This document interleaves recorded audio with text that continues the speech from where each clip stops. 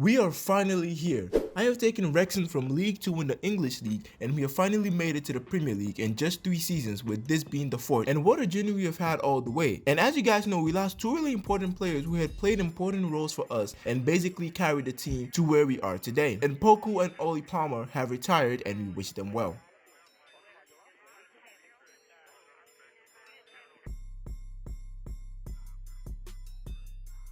Now we head into the season with a huge task ahead of us, and that is trying to stay in the Premier League. And as we are also approaching the release of FC24, because remember, we have to complete this challenge, or at least try to complete it before FC24 is officially released. So before we get anything done, we are going to have to make some improvements in the team, and that means some players are going to have to be sold to generate some funds to get players in. With a budget of 50 million, we are a bit limited in terms of players who could come to the team and make a massive difference. So we have to make a sacrifice and sell someone who could give us a massive influx of cash, and that ended up being Eriksen, who could potentially go for 100+ million. So as we wait for offers for Eriksen, we get an interesting scout report and a regen, and from his position and country, he is obviously Karim Benzema's regen. And with ratings like that, he is an absolute diamond for this team, and I think being in the Premier League added to being able to sign him, although we didn't really have the reputation. But I made a promise that if we weren't able to get a UCL spot with him in the team, I would sell him to a better team, because there was no doubt that he was going to perform and attract some attention. So we get that done and go on to discover some more regions like Messi's region in Arango and Ronaldo's region in Brito. We scouted some more regions, but they were already taken by other teams. So finally we get a generous offer for 106 million for Barcelona. We go on to negotiate and get 115 from them,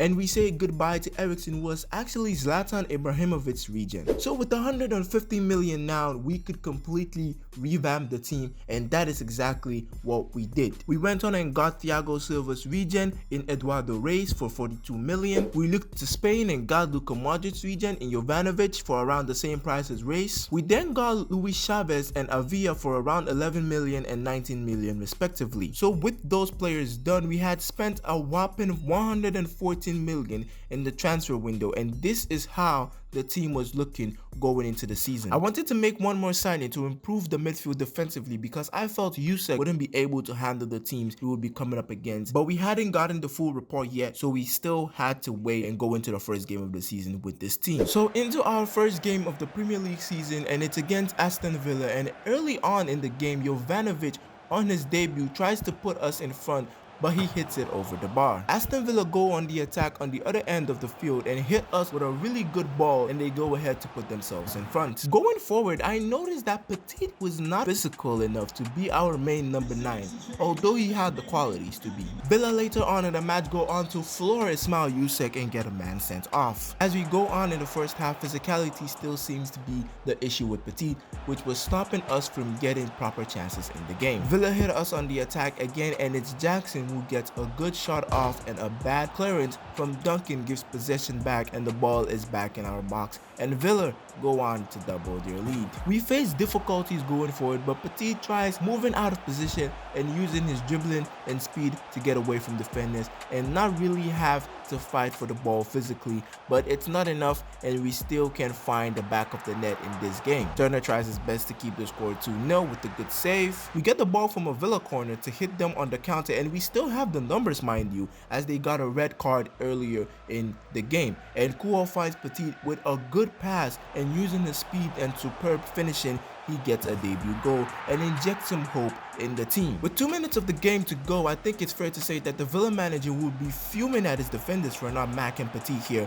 as he's 2 on goal and gets the equalizer for us, and at least gives us a point in this match. We go on to get a 2-2 draw against Arsenal in the league again, and we complete the signings for the seasons and bring in Arsenal on the deadline day for 18 million. We go into the third game of the season, and it becomes more apparent that we need to change the striker situation with Petit, because he just didn't seem comfortable in that position and was making mistakes I wasn't expecting a player of his quality to be making. It seemed the only time he shone as a striker was when the defender wasn't paying attention, and we couldn't count on that all the time. I know I had the Ronaldo regen, but I needed some height in that front line because Kuol, Petit, and Arango weren't even 5'10", and Brito was only 5'10". We ended up winning this game for our first Premier League win, but we needed to change the situation. So I looked at one of our strikers out on loan in Aiden McGill, and looking at his stats, I thought I'd give him a chance in the team because although he wasn't the best ability-wise, he would have good support around him. So Petit went to the wings and Kuol became his backup. We went into the Carabao Cup game against West Ham, and McGill wanted to be an impact straight away,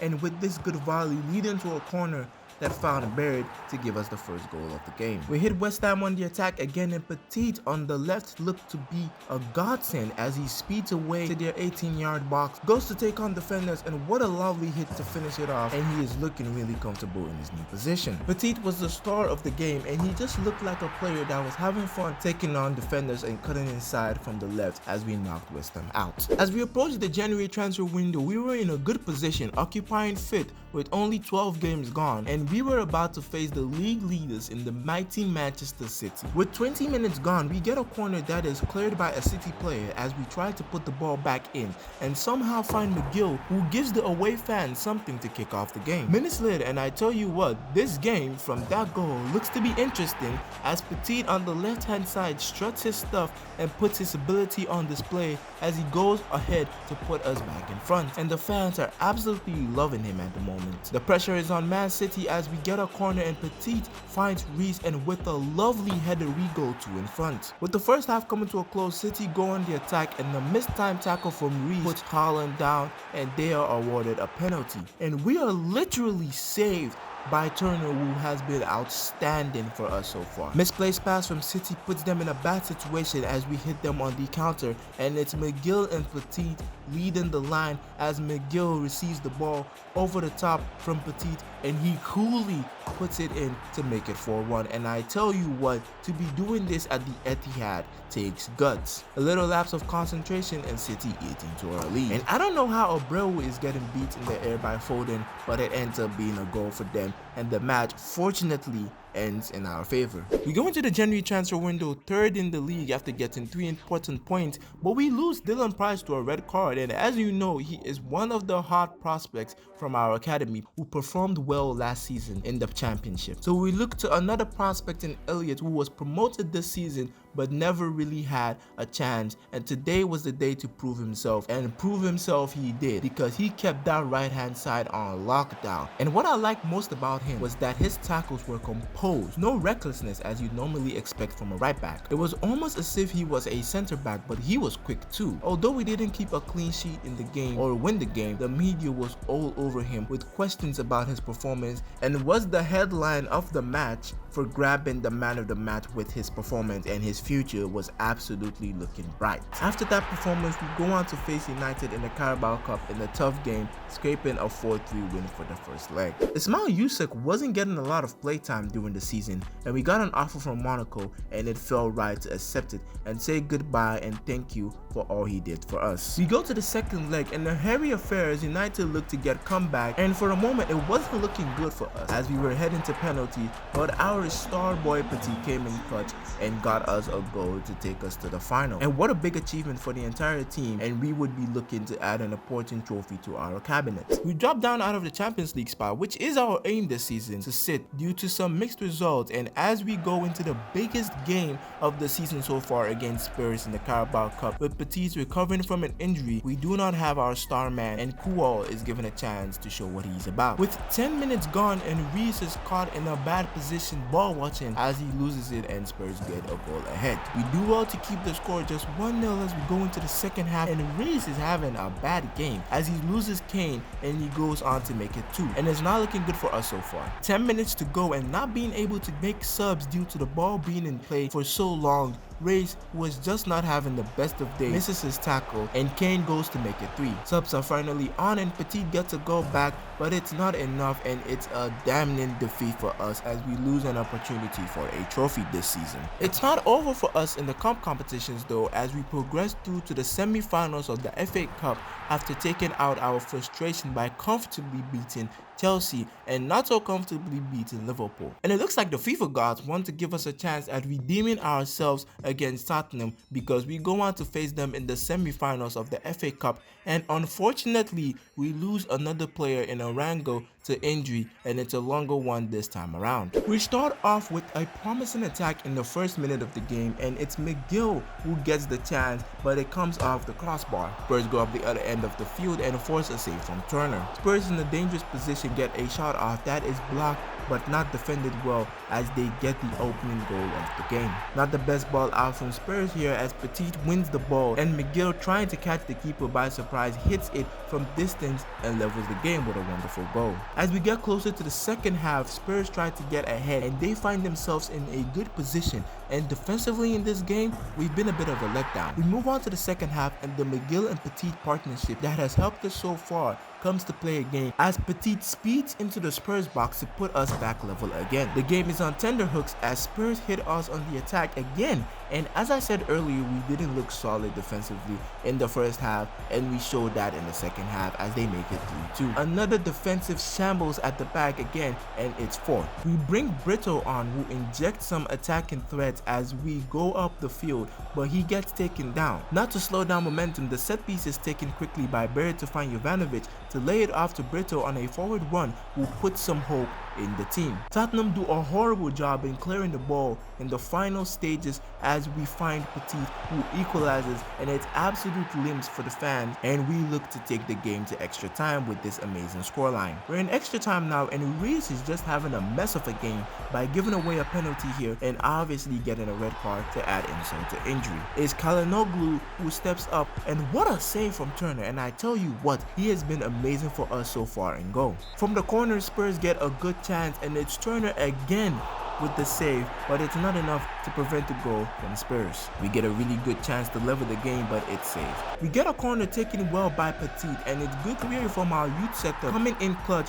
to level the game, and what a final this is at the moment. Although both teams have not been good defensively, it's arguable that the type of goals we've been conceding were just not properly defended as we concede and Spurs go in front again. We get a good chance at the end of the first half of extra, but it's saved as we head into the second half of extra. You would think Spurs would sit back and try and defend their lead, but they don't, and we hit them with a ball over the top, and Brito is in on a one-on-one against the goalkeeper, and he delivers again to make it level, and it's anyone's game at this point. Spurs not the best on the ball as Price takes it off Udogie and drives forward looking to find a pass, and he does find Brito, who puts it away to put us in the lead for the first time in the match, and with that goal the game comes to a close, and the boys really wanted to get back at Spurs with the amount of effort they put into this game, and we head to another cup final. We are starting to see a bit of a newfound rivalry between us and Spurs as we go on to lose to them in the league in a goal-first game, but we still maintain third in the league, and a Champions League spot looks to be in the horizon as we head into the FA Cup final against Bournemouth. Now this match on paper seemed to be easy, but looking at the run Bournemouth had, they had truly deserved to be